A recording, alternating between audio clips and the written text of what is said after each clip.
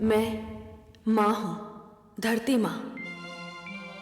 सृष्टि की रचना हो गई, मनु द्वारा मानव समाज की नींव पड़ गई। भगवान विष्णु ने जब माता लक्ष्मी से ये कहा था कि उन्होंने मानव की रचना अवश्य की है, मानव इतिहास की रचना का कार्य तो उन्होंने स्वयं मानव पर छोड़ दिया है, तो वास्तव में इसका अर्थ ये था कि जब तक मानव अपने विवेक का प्रयोग नहीं करेगा, अच्छे बुरे को पहचानने की शक्ति नहीं प्राप्त करेगा, तब तक वो अपना आदर्श इतिहास नहीं बना पाएगा। विवेक अपनी इच्छाओं पर विजय का दूसरा नाम है। शक्तिशाली महाराज यही ना कर सके, विश्व को जीतकर भी वो अपने मन से हार गए। सुरुचि पर मोहित होकर वो अपना कर्तव्य भूल गए और महारानी सुनीति से अन्याय कर बैठे। उनकी इस भूल का क्या परिणाम होगा, ये सोचकर मैं स्वयं भयभीत हूं।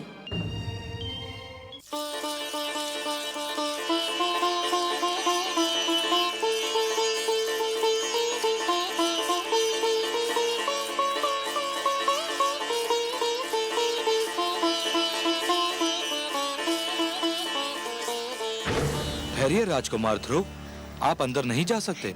क्यों नहीं जा सकता? मुझे पिता महाराज से मिलना है। महाराज का आदेश है कि अंदर किसी को न आने दिया जाए। मैं राजकुमार हूँ और मेरा आदेश है कि मुझे अंदर जाने दिया जाए। सूर्य के प्रकाश को धरती पर पहुँचने से कोई नहीं रोक सकता। पिता और पुत्र के बीच में कोई नहीं आ सकता। हम महाराज के आदेश की अनदेखी नहीं कर सकते। और राजकुमार के आदेश की अनदेखी कर सकते हो? यदि हमने आपको जाने दिया तो महाराज हमें दंड देंगे।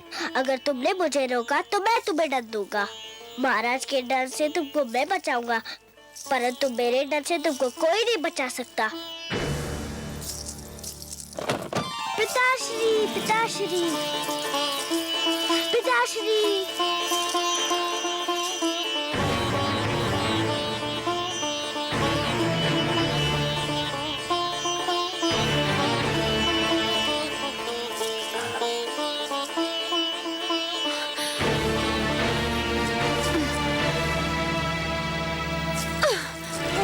पिताश्री,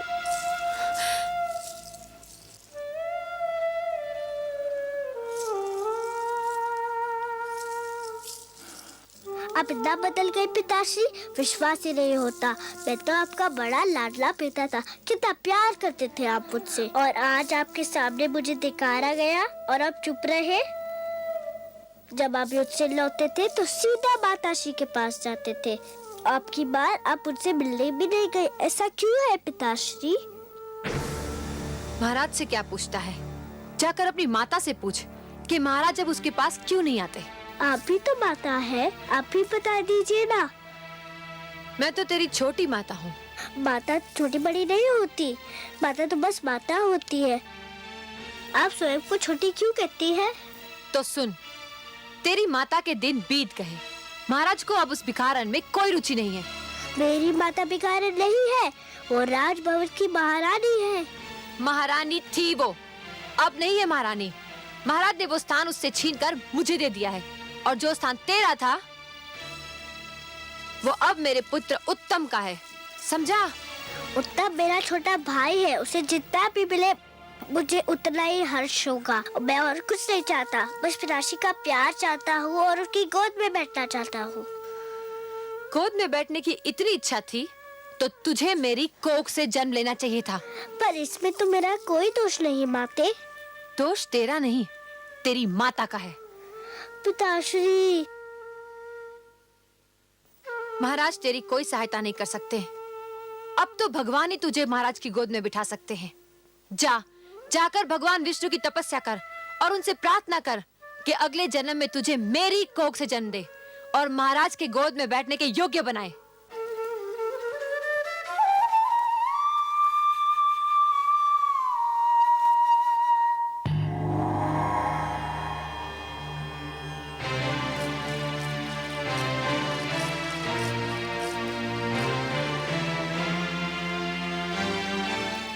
आंखें खोलिए परम श्रेष्ठ, देखिए कितना अन्याय हो रहा है। सुरुचि ने कितनी निर्ममता से उस नन्हे से बालक का हृदय तोड़ दिया।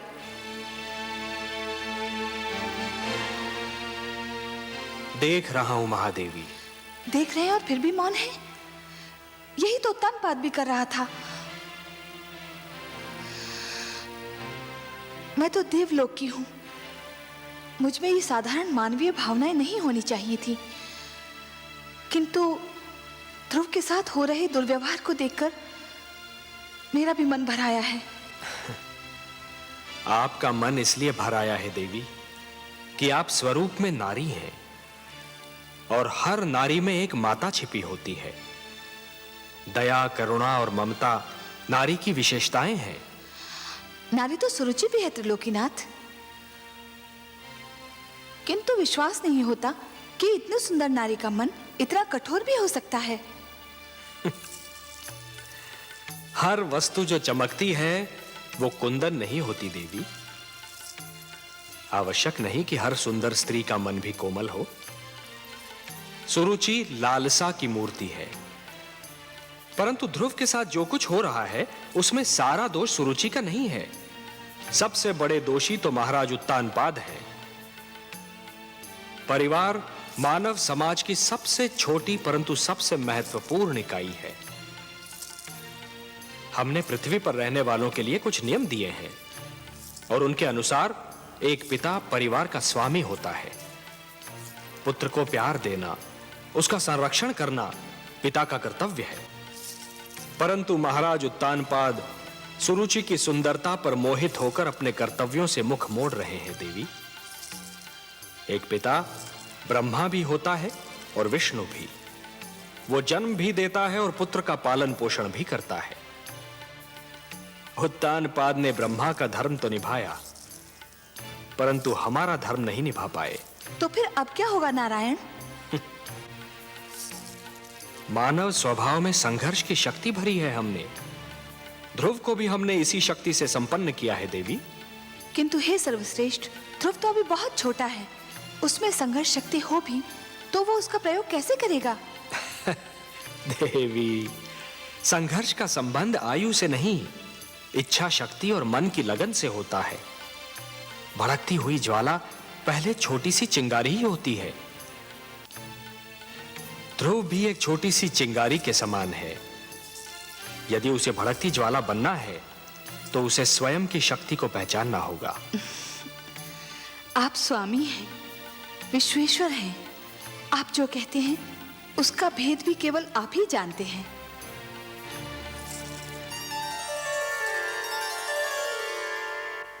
इसीलिए मैं तुझे वहां जाने से रोक रही थी। मैं जानती थी कि तू महाराज से मिलने जाएगा तो दुख लेकर ही लौटेगा। रानी सुरुचि के मन में हमारे लिए जलन और घृणा के सिवा और कुछ नहीं। छोटी माँ ने जो किया मुझे इसका दुख नहीं है माँ। दुख तो इस बात का है कि पिताश्री भी बस चुप रहे। उन्होंने छोटी माँ को रोका तक नहीं। वो केवल मुझे भूल गए होते तो मुझे इतना दुख नहीं होता।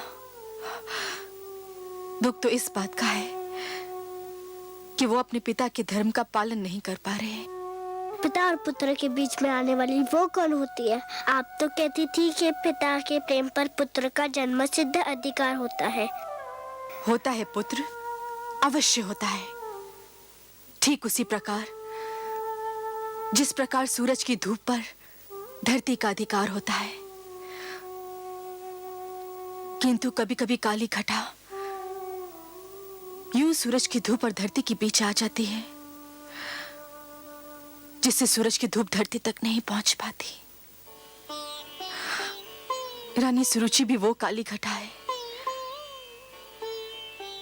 जिसने पिता के प्रेम को पुत्र तक पहुंचने से रोक रखा है। मैं तो उनका बहुत आदर करता था, पर उन्होंने आपको बेकारन कहा तो मुझे बहुत बुरा लगा। आश्चर्य तो ये है कि पिताश्री भी इस पर भी कुछ नहीं बोले। भूल जाओ पुत्र, भूल जाओ इन बातों को। कुछ विष स्वाद में मीठे होते हैं, किंतु होते तो विष है ना। महाराज पर भी ये भेद एक दिन अवश्य खुल जाएगा कि रानी सुरुचि एक मधुर विष है। मैं भगवान विष्णु से प्रार्थना करती हूँ कि महाराज की आंखें खुल जाएं। भगवान विष्णु? छोटी भाभी यही नाम ले रही थी कि मुझे पिताश्री के गोद में बैठने का अधिकार अब भगवान विष्णु ही दिला सकते हैं। हाँ पुत्र, महाराज की गोद तो क्या, वो अपनी गोद में बैठने का भी अधिकार दिला सकते हैं। वो महाराजाओं के महाराज हैं, सम्राटों के सम्राट हैं, परम बलवान, सर्वशक्तिमान है।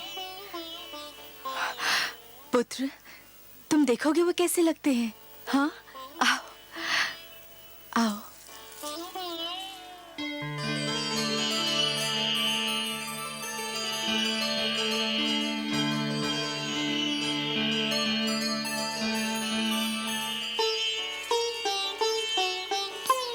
प्रणाम करो बेटा।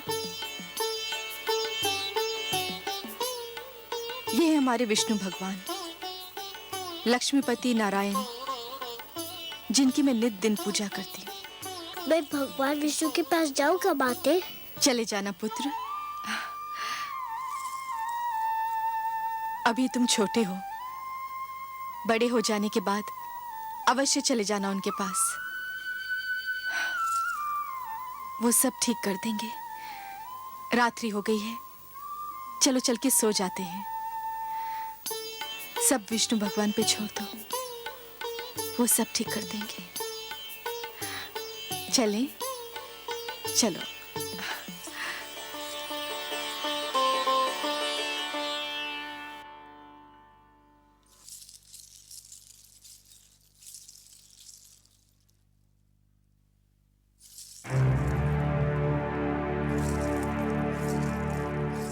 कहाँ चले महाराज?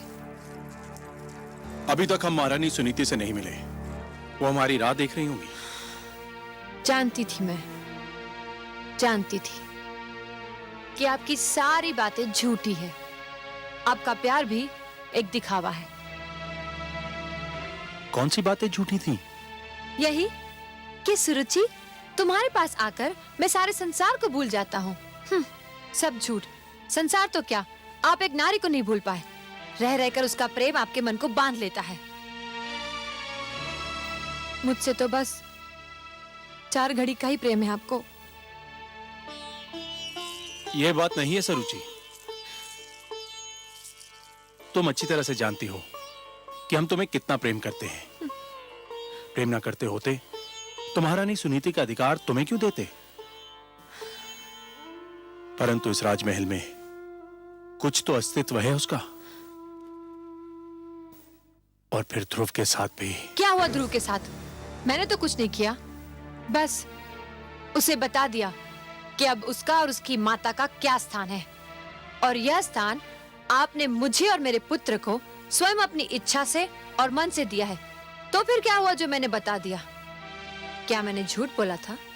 नहीं, झूठ नहीं बोला था। जो भी कहा सत्य ही कहा था। परंतु यह आवश्यक तो नहीं कि सत्य कठोरता से ही कहा जाए। सत्य कोमल और सहज ढंग से भी बोला जा सकता है। सरुचि, ध्रुव एक बच्चा है, उसके प्रति इतनी कठोरता? आप बातें मत बनाइए, खुलकर कहिए ना कि अब पहली पत्नी और उसके पुत्र का मोह आपसे दबाए नहीं दब रहा है। उनसे मिलने, उनके पास जाने की इच्छा आपके मन में अंगड़ाइयां ले रही है। और सुनीति से दूरी अब आपसे सहन नहीं हो पा रही। तो जाइए, तुरंत जाइए ना। मेरे भाग्य में तो अकेले रहना ही लिखा है। अब मैं आपको नहीं रोकूंगी। जाइए जाइए।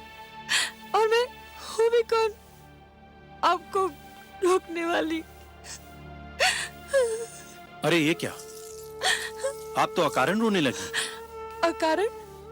जो हर पल आपके पास रहना चाहती हो, उसे छोड़कर आप जाएंगे तो रोना नहीं आएगा? अच्छा चलो, आप जीती, हम हारे। अब आपको छोड़कर हम कहीं नहीं जाएंगे।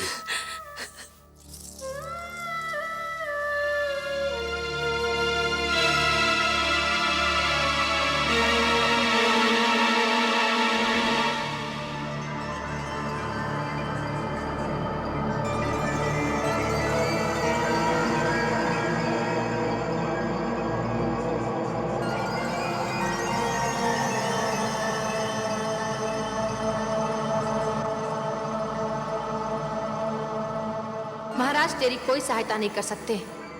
अब तो भगवान ही तुझे महाराज की गोद में बिठा सकते हैं। जाकर भगवान विष्णु की तपस्या कर और उनसे प्रार्थना कर कि अगले जन्म में तुझे मेरी कोख से जन्म दे और महाराज की गोद में बैठने के योग्य बनाए।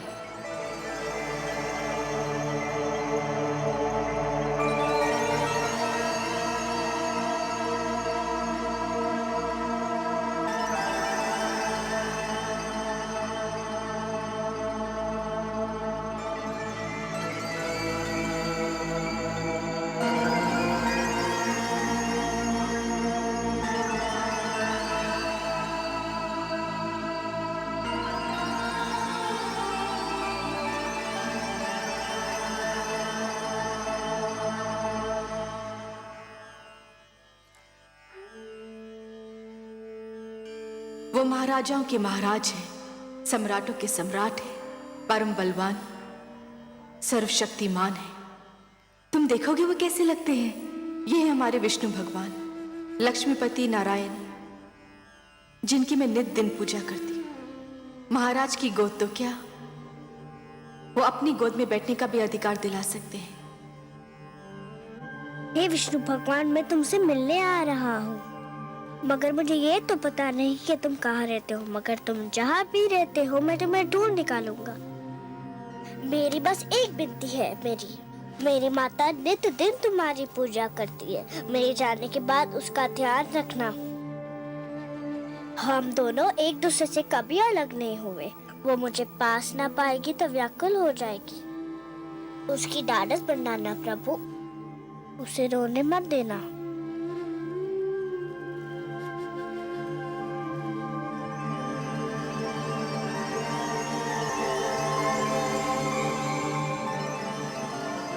मैं तुम्हें सोता छोड़कर जा रहा हूँ, क्षमा कर देना मुझे।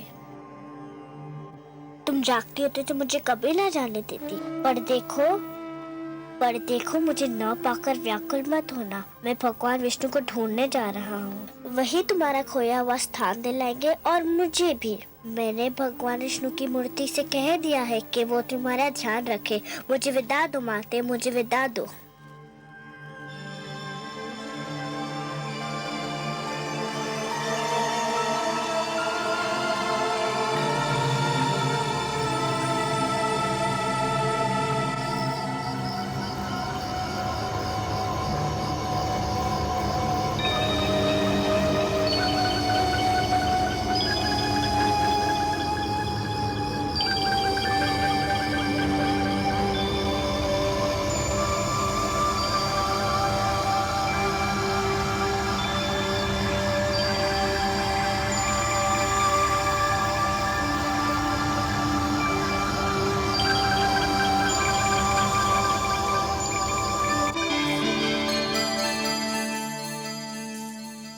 हे प्रभु, देखिए नन्हा ध्रुव रात्रि के अंधेरे में राजभवन को छोड़कर आपकी खोज में निकल गया है।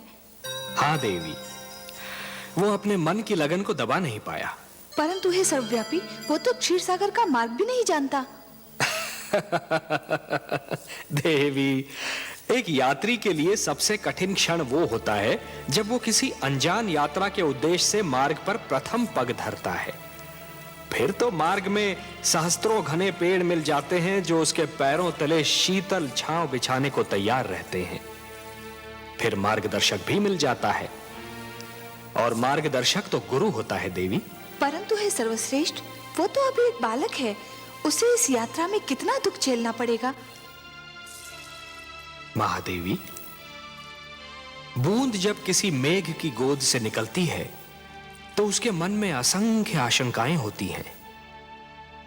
सोचती है कि उसका अंत क्या होगा। क्या वो किसी मरुस्थल की सुलगती रेत पर गिरेगी और सूख जाएगी, या किसी सुलगते अंगारे पर गिरेगी और भस्म हो जाएगी, या फिर किसी कांटे पर गिरेगी और उसका शरीर छलनी हो जाएगा। क्या होगा उसका अंत। परंतु जब वो किसी सीप के मुख में गिरती है और मोती बन जाती है, तब उसे यह ज्ञान होता है कि उसकी यात्रा शुभ थी। आपकी बातें आप ही जाने परमेश्वर, किंतु आज्ञा हो तो एक बात कहूं। आप तो हमारी अर्धांगिनी हैं, हमसे कुछ कहने के लिए आपको हमारी अनुमति और आज्ञा की आवश्यकता नहीं है देवी। कहिए, अवश्य कहिए। यदि ध्रुव पर राह में कोई संकट आया तो मैं चुप नहीं रहूंगी, मैं इस खेल में कूद पड़ूंगी और आप मुझे रोकिएगा मत। नहीं रोकेंगे, परंतु एक बात का ध्यान तो आपको भी रखना होगा देवी। कौन सी बात? कि नियमों को बनाने वाले स्वयं उनको तोड़ा नहीं करते। मैं समझी नहीं त्रिलोकीनाथ। मानव के भाग्य विधाता ब्रह्मा है। आप ब्रह्मा के लिखे को बदलने की चेष्टा न कीजिएगा देवी। ध्रुव हमको ढूंढता हुआ आ रहा है और इस राह में उस पर वही बीतेगी जो ब्रह्मा ने उसके भाग्य में लिख दी है। वो हम तक पहुंच पाएगा या नहीं, ये तो केवल ब्रह्मा ही जाने। परंतु इस बालक के लिए आपके मन में इतना स्नेह क्यों उमड़ रहा है देवी? मैं नहीं जानती प्रभु, पर न जाने क्यों ऐसा लगता है जैसे ध्रुव मेरी ही संतान हो। इतना महान स्थान दे दिया उसे आपने। क्यों? क्या वो इस स्थान के योग्य नहीं? इतनी छोटी सी आयु में इतना बड़ा निर्णय, इतना दृढ़ निश्चय, ये सब महानता के लक्षण नहीं है तो और क्या है? उसे अपनी महानता सिद्ध तो कर लेने दीजिए। अवश्य, परंतु ध्रुव पर अगर कोई संकट आया तो मैं सहन नहीं कर पाऊंगी। ऐसा कब तक चलेगा दलनायक जी? क्यों, क्या हुआ? क्या हुआ? अरे इतने दिन हो गए कोई भी यजमान हाथ नहीं आया। अगर यही दशा रही तो हम सब भूखे मर जाएंगे। बात तो तुमने ठीक कही है मित्र, पर क्या किया जाए? लगता है यात्री ये मार्ग ही भूल गए हैं। इतने लोगों को लूटा है हमने कि लोगों ने इधर से आना जाना ही छोड़ दिया है। अरे वो देखो! अरे शिकार आ गया।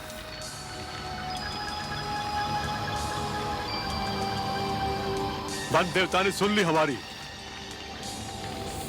कोई बालक है। कोई भी हो, लगता धनी है। सारा शरीर गहनों से ढका है। गहने छीनकर ठिकाने लगा देंगे। गहने छीनने तक तो ठीक है, पर इतने छोटे बालक को मारना। मती मारी गई है तुम्हारी। यदि कोई राजकुमार हुआ तो इसे छोड़ दिया तो जाकर राजा की सेना ले आएगा और हम सब चुन चुन कर मार दिए जाएंगे। चलो।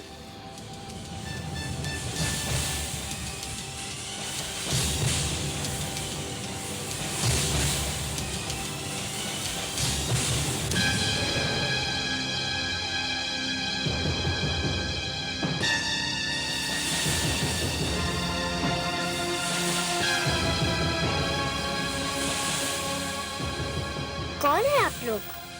हम डाकू हैं। क्या चाहते हैं आप लोग? तुम्हारे आभूषण, अपने आभूषण उतार कर हमें दे दो। ले लीजिए, केवल मुझे एक बात बता दीजिए। क्या बात? मैं अपने सारे आभूषण आपको दे दूंगा। मुझे बस ये बता दीजिए कि भगवान विष्णु कहाँ रहते हैं। भगवान विष्णु? हाँ, मैं उनसे मिलना चाहता हूँ। आपको तो पता होगा कि वो कहाँ रहते हैं। हाँ, क्यों नहीं, क्यों नहीं। हम तुम्हें जरूर उनके पास ले चलेंगे, पर पहले अपने ये आभूषण हमें दे दो।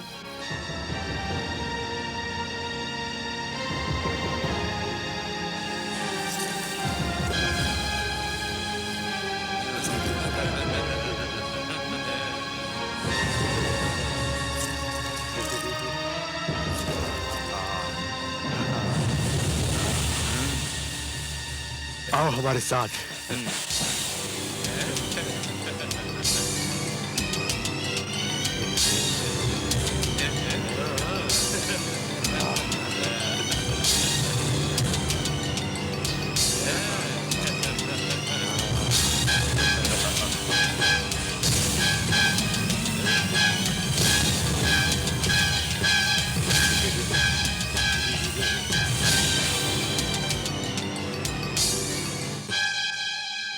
यहाँ से तुम सीधा विष्णु के पास पहुंच जाओगे।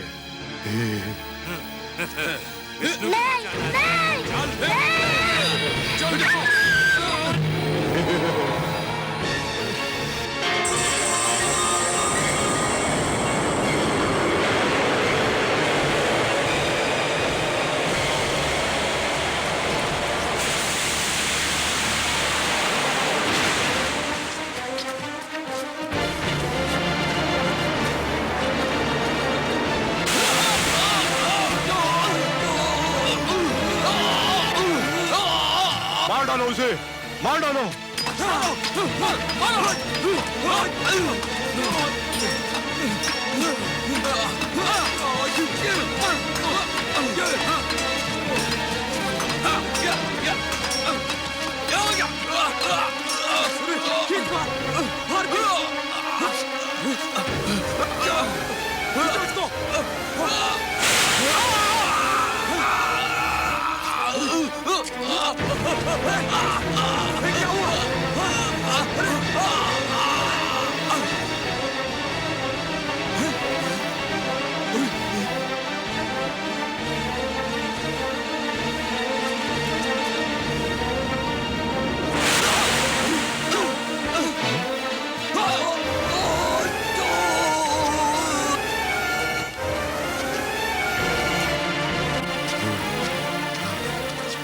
सांप को ढूंढो, उस बालक को भी ढूंढो। वो देखो,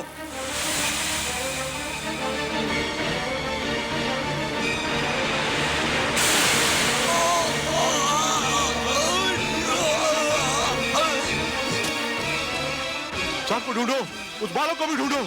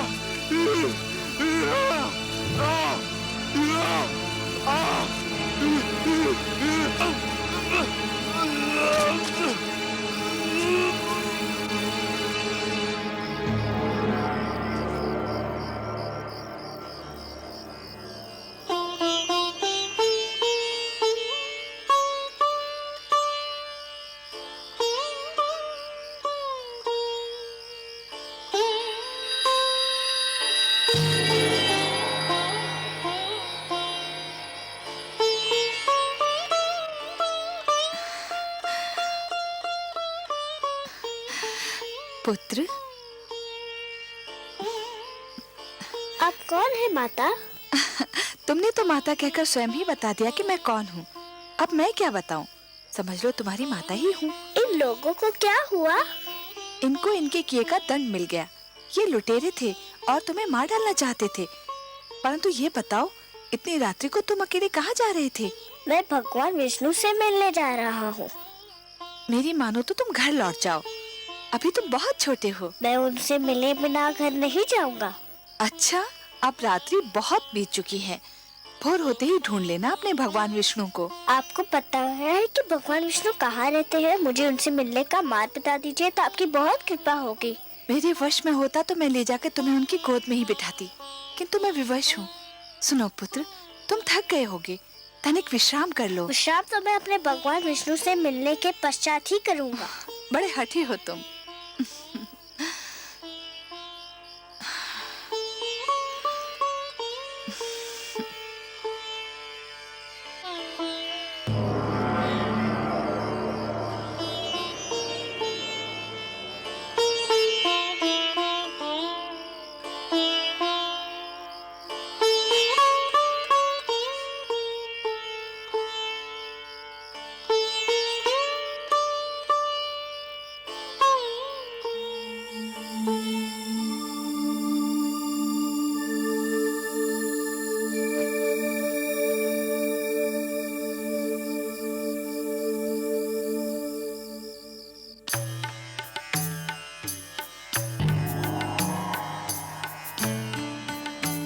आइए महादेवी, आइए। आज तो आपने हमको भी अचरज में डाल दिया। अचरज में? और वो भी आपको मायापति? मेरी किस बात से आपको आश्चर्य हुआ? शीतल जल यदि दहकती अग्नि बन जाए, चंद्रमा ठंडी चांदनी के स्थान पर यदि तपती धूप छिटकाने लगे, पुष्प की कोमल पंखुड़ी यदि धारदार कटार बन जाए तो आश्चर्य नहीं होगा देवी। अपने पुजारियों पर धन की वर्षा करने वाली देवी को जब हमने ध्रुव के शत्रुओं पर विष की वर्षा करते देखा तो हमें भी कौतूहल हुआ। मैं क्या करती नारायण, मुझसे रहा नहीं गया। वो हत्यारे अगर ध्रुव के प्राण ले लेते तो मैं स्वयं को कभी क्षमा नहीं कर पाती। आप जानते हैं ना, वो हत्यारे ध्रुव के प्राण लेना चाहते थे। जानता हूं, भली भांति जानता हूं, और कुछ और भी जानता हूं। क्या? यही कि हो सकता है कि विधाता ने ध्रुव के भाग्य में यूं मरना लिखा ही न हो। उसके भाग्य में यह लिखा हो कि आप उसके प्राणों की रक्षा करेंगी और अपने ममतामयी हाथों से उसे थपकियां देकर सुलाएंगी, क्योंकि देवी होता तो वही है जो भाग्य में लिखा है। मैं नहीं जानती, लेकिन उस बालक को देखकर मेरे मन में ममता का सागर उमड़ने लगता है। नारायण, वो कितनी लगन से आपको ढूंढ रहा है। आप स्वयं जाकर उसे अपने दर्शन क्यों नहीं देते? हम विधाता के कार्यों में हस्तक्षेप नहीं कर सकते देवी। विधाता के कार्यों में हस्तक्षेप नहीं कर सकते। ध्रुव को वो सब मिलेगा जो उसके भाग्य में लिखा है। आपका लाडला अब जागने वाला होगा, धरती पर भोर होने वाली है। भोर होते देखकर मेरा मन कांप रहा है। क्यों देवी, किस कारण? भोर हुई और सुनीति ने अपने लाल को ना पाया तो उसकी क्या दशा होगी? वो तो दुख से पागल हो जाएगी।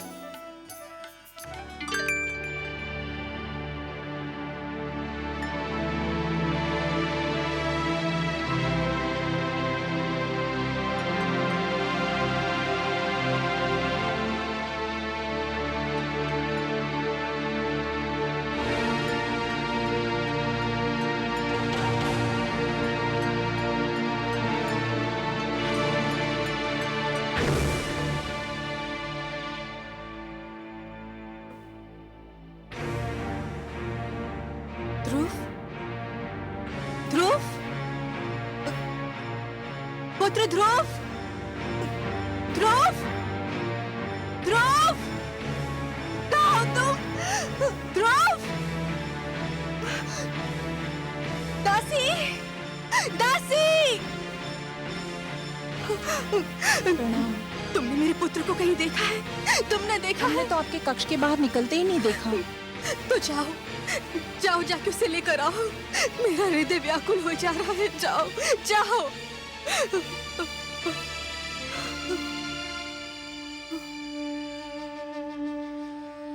महाराज ध्रुव को अवश्य ढूंढ निकालेंगे। हाँ, मुझे महाराज के पास जाना चाहिए। मुझे महाराज के पास जाना चाहिए। क्षमा करें महारानी, किंतु आप महाराज से ना मिले तो अच्छा है। ना मिलो उनसे? क्यों ना मिलो उनसे? पता नहीं वो आपसे मिले भी या ना मिले। रानी सुरुचि भी उनके पास उनके कक्ष में है। रानी सुरुचि ने आपसे ना मिलने दिया तो आपको दुख होगा। संतान के खो जाने से बड़ा दुख और क्या हो सकता है? इससे बड़ा दुख मुझे और कोई क्या दे सकता है? महाराज ध्रुव के पिता हैं। मुझे उनसे मिलना ही चाहिए।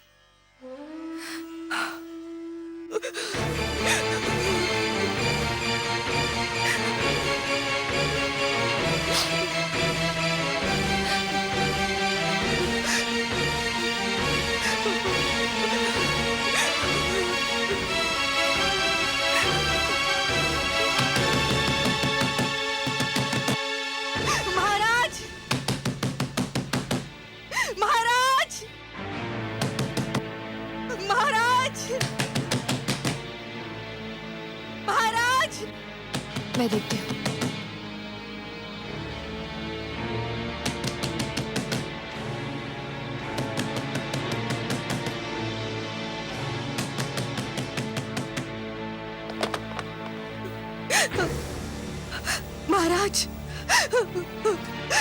महाराज, महारानी सुनीति, क्या बात है? क्या हुआ? महाराज, हमारा पुत्र ध्रुव। क्या हुआ पुत्र ध्रुव को? बहुत बड़ा अनर्थ हो गया। न जाने कहाँ चला गया हमारा पुत्र, न जाने कहाँ चला गया ध्रुव। चला गया? कहाँ चला गया? कहाँ चला गया होगा? अरे यहीं कहीं राजभवन में खेल रहा होगा। दासियों ने राजभवन का कोना कोना छान मारा है, उसका कहीं पता नहीं चला। महाराज, आप उसे ढूंढ निकालिए, नहीं तो मैं रो रो के अपने प्राण दे दूंगी। महारानी सुनीति, महाराज उसे कहाँ ढूंढेंगे? आपका पुत्र आपके पास था, महाराज को क्या पता कि वो कहाँ होगा? महाराज, मेरा सब कुछ छीन लीजिए, किंतु मेरा लाल मुझे लौटा दीजिए। एक उसी का तो सहारा था मुझे, उसी का मुख तो देख देख के जीती थी मैं। धीरज रखिए महारानी सुनीति। कैसे धीरज रखूं? कैसे धीरज रखूं? उसने कहा था कि वो भगवान विष्णु से मिलना चाहता है। मैं समझी कि वो बचपने में कह रहा है। भगवान विष्णु से मिलने?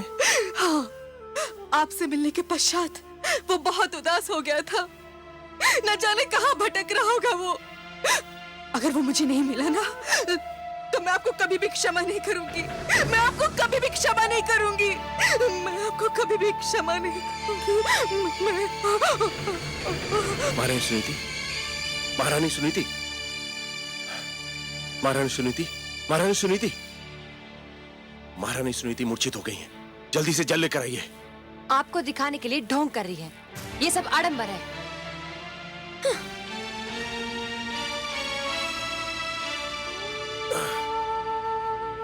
महारानी सुनीति, महारानी सुनीति,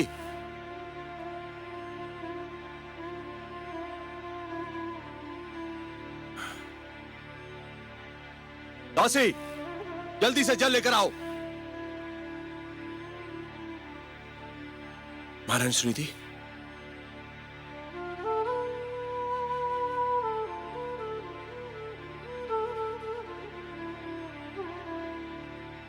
महारानी सुनीति, महारानी सुनीति।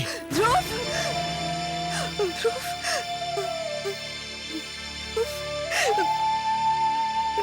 पुत्र ध्रुव। रोइए नहीं महारानी, रोइए नहीं।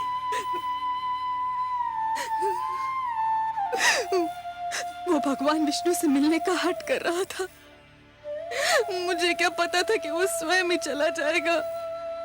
घबराइए नहीं महारानी, वो चला भी गया है तो बहुत दूर तक नहीं गया होगा। आप अपने कक्ष में जाइए, मैं तुरंत ही अपने सैनिकों को ध्रुव को ढूंढने के लिए भेजता हूँ। सैनिकों को भेजोगे? स्वयं नहीं जाओगे अपने पुत्र को ढूंढने? पिताश्री आप? पर तुम कैसे जाओगे? जो स्वयं मोह की राहों में भटक रहा हो, वो किसी को क्या ढूंढेगा?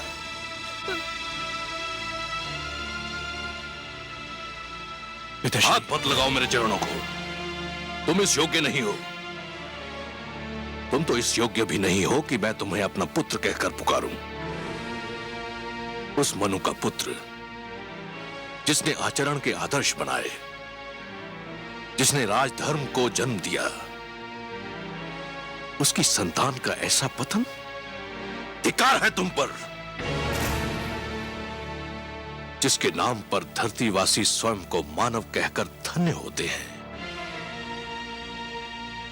मैं तो राजकाज और परिवार का भार तुम्हारे हाथ सौंपकर संतुष्ट हुआ था, पर कदाचित ये मेरी भूल थी। तुम इसके योग्य नहीं थे। परंतु पिताश्री, मैंने राजकाज का कार्य संभालने में कोई भूल नहीं की। मेरी प्रजा मुझसे प्रसन्न है। तुम्हारी प्रजा तुमसे प्रसन्न है? और ये नारी, क्या ये तुम्हारी प्रजा नहीं? केवल इसलिए कि इसने तुम्हारी पत्नी बनना स्वीकार कर लिया। क्या ये न्याय के उन अधिकारों से वंचित हो गई जो प्रजा को प्राप्त होते हैं? क्या ये तुमसे प्रसन्न है? क्या अपराध किया था इसने जो इस गुणवंती के अधिकार छीनकर तुमने उस गुणहीन को दे दिए? क्या तुम्हारा पुत्र तुम्हारी प्रजा नहीं है, जिसका अपमान देखकर भी तुम चुप रहे? और केवल आज तुम्हारे कारण वो अनजानी राहों में भटक रहा है। मुझसे भूल हो गई पिताश्री। भूल? भूल मान लेने से भूल के दुष्परिणामों का अंत नहीं होता। भूल सुधार चाहती है, लेकिन उसकी सारी संभावनाएं तुमने समाप्त कर दी हैं। पौत्र ध्रुव तुम्हारा घर छोड़कर जा चुका है। तुम्हारे परिवार में असंतोष है, और जो परिवार को संतुष्ट नहीं कर सका वो असंख्य प्रजा को क्या संतुष्ट करेगा। जिससे एक छोटा सा परिवार न संभाला गया, वो इतने बड़े राज्य को क्या संभालेगा। धिक्कार है तुम पर। सारा विश्व जीतकर भी एक नारी की सुंदरता से पराजित हो गए। मैंने संपूर्ण राज्य की बागडोर तुम्हारे हाथ सौंपी थी, परंतु तुमने वो बागडोर अपनी दूसरी पत्नी को सौंप दी और कठपुतली की भांति उसकी उंगलियों के संकेत के दास बने बैठे हो। मुझे क्षमा कर दीजिए पिताश्री। क्षमा? प्रजा अपराध करे तो उसे क्षमा किया जा सकता है, परंतु राजा अपराध करे तो उसे क्षमा नहीं किया जा सकता। राजा का अपराध अपराध नहीं पाप होता है, और पाप के लिए क्षमा नहीं प्रायश्चित के दंड की आवश्यकता होती है, और राजा को यह दंड वो स्वयं ही दे सकता है। क्षमा याचना करो अपनी पत्नी सुनीति से, जिसके साथ अन्याय किया है तुमने, घोर अन्याय। जिस मनु की तपस्या महाप्रलय ने भी भंग नहीं की, तुमने अपने परिवार के साथ अन्याय करके वो तपस्या भंग कर दी और मुझे यहां आने पर विवश कर दिया। याद रखो तानपात, यदि पुत्र वियोग में मेरी पुत्र वधू को कुछ हो गया तो तुम मेरे शाप से नहीं बच पाओगे। पिताश्री सुनिए तो सही। मैं कुछ नहीं सुनना चाहता। पिताश्री, पिताश्री मुझे इतना कड़ा डंडा दीजिए पिताश्री।